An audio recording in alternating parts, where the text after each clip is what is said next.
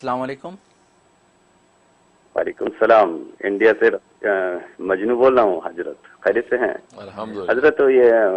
اس میں تو کوئی شک نہیں ہے کہ درود ابراہیم جو ہے سب سے بیسٹ درود ہے، لیکن ذرا حضرت آپ سے پوچھنا چاہتے ہیں اس میں عقلی دلیل کیا ہے؟ عقلی دلیل کیوں ہے؟ مطلب یہ تو ابراہیم علیہ السلام کے ساتھ کمپیریزن کی بات آ رہی ہے، تو اچھا بہت سارے درود ایسے ہیں جس میں بہت اچھے اچھے الفاظ ہے، حضرت صحابہ اکرام کے بارے میں بھی دعائیں ہیں۔ حضرت اس کے بارے میں اگر اجازت ہو تو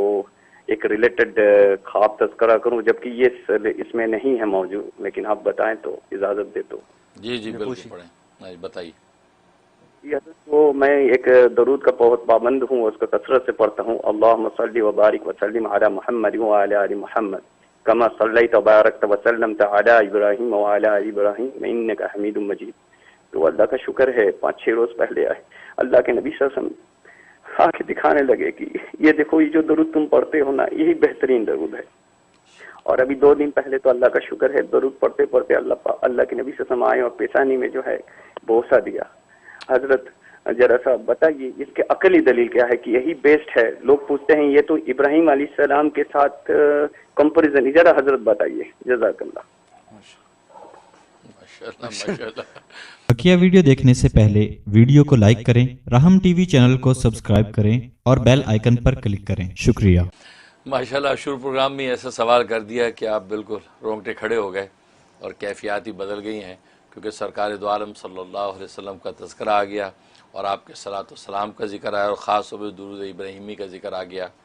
اور جہاں تک خواب کا تعلق ہے، خواب ماشاءاللہ آپ کا بہت خوبصورت ہے۔ رسول اللہ صلی اللہ علیہ وسلم کے دربار بھی گویا کہ وہ صلاۃ والسلام جس انداز سے آپ پڑھتے ہیں وہ قبول ہو گیا ہے، اور یہ قبولیت جو ہے بہت بڑی بشارت ہے۔ پھر آپ کو بوسہ دینا رسول اللہ صلی اللہ علیہ وسلم کی خاص نظر کرم کا اشارہ ہے۔ آپ کو انشاءاللہ اتباع سنت اور صلاۃ والسلام کی توفیق جو انشاءاللہ یہ اس پر استقامت رہے گی، دائم رہے گا یہ سلسلہ، اور اسی طریقے سے آپ انشاءاللہ دین پر جو ہے قائم و دائم رہیں گے۔ بہت مبارک ہے۔ اور باقی جہاں تک جو آپ بتا رہے ہیں کہ صلاۃ والسلام جو درود ابراہیمی ہے، اس کے بارے میں پہلی بات تو جیسے خود رسول اللہ صلی اللہ علیہ وسلم نے خواب میں آپ کو اس درود کے بارے میں فرمایا کہ یہ درود سب سے بہترین ہے۔ وہ بہترین کی بنیاد یہ ہے کہ اس میں صلاۃ اور برکت دونوں ہیں۔ اس کے اندر صلاۃ بھی ہے، آپ کے لیے رحمت کی دعا بھی ہے، اور پھر برکت کی دعا، کہ اس لیے کہ بارک بھی آپ پڑھ رہے ہیں، اس میں صلی بھی پڑھ رہے ہیں، تو لہٰذا جو وہ اور یہ دونوں چیزیں درود ابراہیمی کے اندر بھی جمع ہیں، رحمت بھی ہے اور برکت بھی ہے۔ پہلی بات تو یہ خود نبی کریم صلی اللہ علیہ وسلم کا ارشاد ہے کہ جس نے درود ابراہیمی مجھ پر پڑھا تو اس نے گویا کہ میرا اور میرے اہل بیت کا سے محبت اور عقیدت کا حق ادا کر دیا۔ یعنی یہ وہ درود اصل میں اس کے پڑھنے سے گویا کہ آپ نے نبی پاک صلی اللہ علیہ وسلم کا اور آپ کے جو اہل بیت ہیں ان کا حق ادا کر دیا ہے۔ یہ آپ نے خود ارشاد فرمایا، تبھی آپ نے بھی اس صلاۃ والسلام کو بہت پسند فرمایا، اور نماز کے اندر بھی یہ درود ابراہیمی پڑھا جاتا ہے، اور اس کا مقصد یہی ہے کہ ظاہر ہے کہ نبی کریم صلی اللہ علیہ وسلم، پھر آپ کی آل، اور آپ کی آل پھر یہ کہ آپ سے پہلے سے جو آپ کا سلسلہ چلا آ رہا وہ سب کے سب اس میں جب شامل ہو جاتے ہیں تو ظاہر ہے کہ رسول اللہ صلی اللہ علیہ وسلم کی خود اپنی مسرت کا عالم کیا ہوگا۔ اب انسان جو ہے آپ کے باپ دادا کو بھی دعائیں دے اور آپ کی آنے والی نسلوں کو بھی دعائیں دیں، آپ خود فطری طور پہ کتنی محبت محسوس کرتے ہیں۔ اب اگر آپ کے والد کی کوئی تعریف کرے، آپ کے جد امجد کی تعریف کرے، تو آپ کو کتنا اچھا لگے گا کہ ماشاءاللہ اچھا آپ میرے والد صاحب کو جانتے ہیں، اچھا آپ میرے دادا سے بھی واقف ہیں، اچھا ماشاءاللہ، تو وہ آپ کی محبت عنایت اور بڑھ جاتی۔ پھر آپ کی اولاد کو بھی دعائیں دینے لگے، جی ماشاءاللہ میں تو آپ کے فلاں بیٹا، فلاں بچے، فلاں سے بھی واقف ہوں ماشاءاللہ، ان کے لیے میں دعا کرتا ہوں، تو پھر آپ کی محبت کا عالم کیا ہوگا۔ تو گویا کہ اصول اور فروع یہ 2 ہی سلسلے ہوتے ہیں انسان کی جو ہے نسب و حسب کے۔ تو اب نبی پاک صلی اللہ علیہ وسلم کے جو اصول ہیں جو حضرت ابراہیم علیہ السلام سے چلے آ رہے ہیں، پھر آگے فروع ہیں جو آپ اہل بیت ہیں، تو دونوں کو آپ نے جب رحمت کی دعا اور برکت کی دعا، رحمت کا تعلق آخرت کے ساتھ ہے کہ آخرت کے دینی اور آخرت کے امور وہ جو ہے اس پہ اللہ تبارک و تعالی کی خاص عنایت ہو جائے، اور برکت میں مادی انسان کی جتنی ضرورتیں ہیں اور جو کفالتیں انسان کو جو دنیا میں جس کے لیے آسودہ حال زندگی چاہیے وہ ساری برکت کے اندر شامل ہو جاتی ہیں، انسان کی مالی اور فائنینشیل، انسان کی دنیاوی جو ہے وجاہت،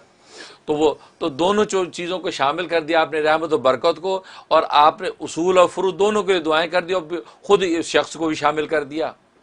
تو یہ تو نیچرل بات ہے کہ آپ کی مسرت کا عالم کیا ہوتا ہے کہ آپ کو بھی بندہ دعائیں دے رہا، آپ کے باپ دادا کو بھی، آپ کی نسلوں کو بھی، تو یہ تو انتہا کر دی اس نے۔ تبھی تو نبی کریم صلی اللہ علیہ وسلم نے فرمایا کہ ایسے شخص نے جسے درود ابراہیمی پڑھا، اس نے مجھ سے اور میری آل اولاد سے محبت کی انتہا کر دی ہے، حق ادا کر دیا عقیدت کا۔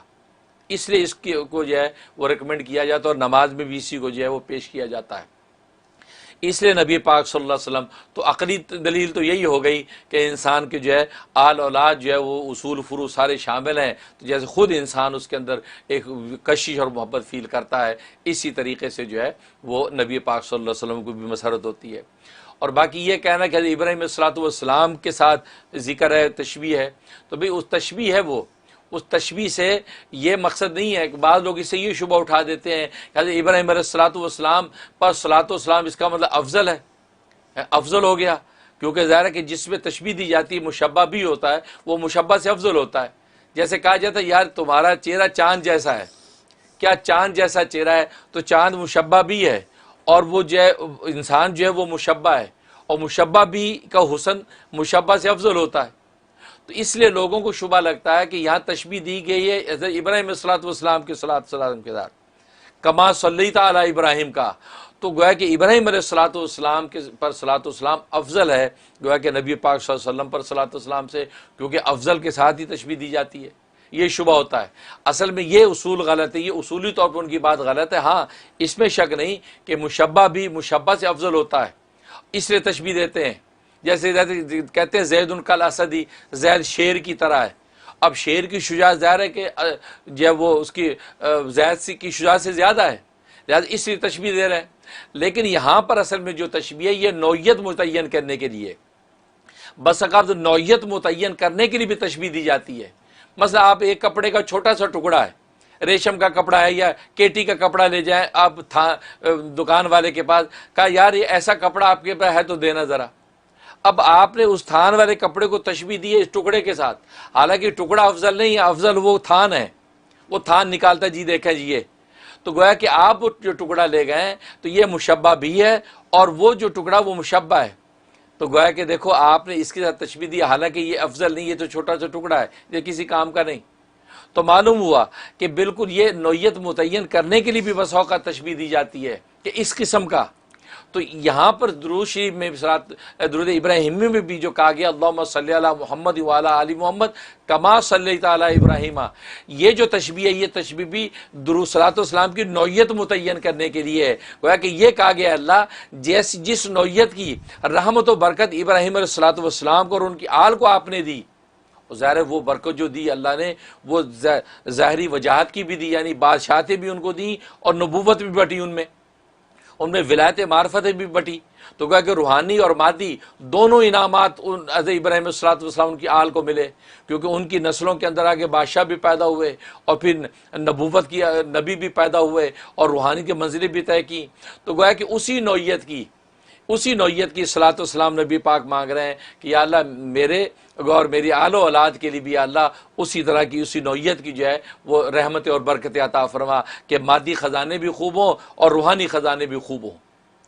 یہ مطلب ہے۔ تو صلاۃ والسلام کی نوعیت متعین کرنے کے لیے حضرت ابراہیم کے ساتھ تشبیہ دی ہے، افضلیت میں تشبیہ نہیں ہے، یہ نوعیت متعین کرنے کے لیے، اور ظاہر ہے کہ نوعیت متعین کرنے کے لیے بھی تشبیہ دی جاتی ہے،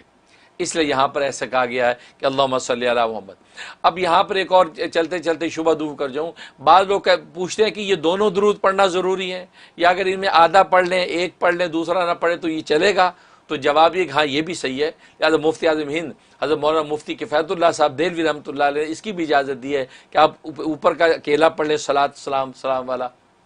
وہ صلاۃ کا حصہ پڑھ سکتے ہیں، اللہ مبارک والا چھوڑ سکتے ہیں، اگر آپ کو کوئی ورد وظیفہ کرنا ہے یہ بھی کر سکتے ہیں، تو لہٰذا اس کی بھی اجازت۔ اور میں کہا کرتا ہوں کہ اگر آپ یہ کہتے ہیں کہ اس کو شارٹ کرنا ہے تو میں کہتا ہوں کہ دونوں کو ملا بھی سکتے ہیں، آپ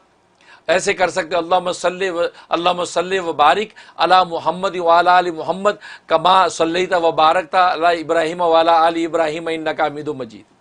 تو اگر دونوں کو اکٹھا کر دیا، مرج کر دیا، تو وہ آپ کا وقت بھی بچا اور ورد وظیفے کے اندر جو ہے آپ زیادہ سے زیادہ بھی پڑھ سکتے ہیں، کیونکہ صلی و بارک اکٹھا کر دیا اللہم صلی و بارک علی محمد وعلی آل محمد کما صلیت و بارکت علی ابراہیم وعلی آل ابراہیم انک حمید مجید۔ تو اس کی بھی گنجائش ہے، اور باقی جس نوعیت سے سنت میں آیا ہے اس طرح کرنا تو افضل ہے ہی ہے، اور نماز میں ہم اس کا اہتمام کرتے ہیں، اس طریقے سے کرنے میں کوئی مذاقہ نہیں، انشاءاللہ برکت ہی برکت ہے۔ ماشاءاللہ صاحب بہت خوبصورت، ہر طرح سے آپ نے اس کو کور کر لیا، سارے اس کے ایسپیکٹس آ گئے، جزاک اللہ خیر۔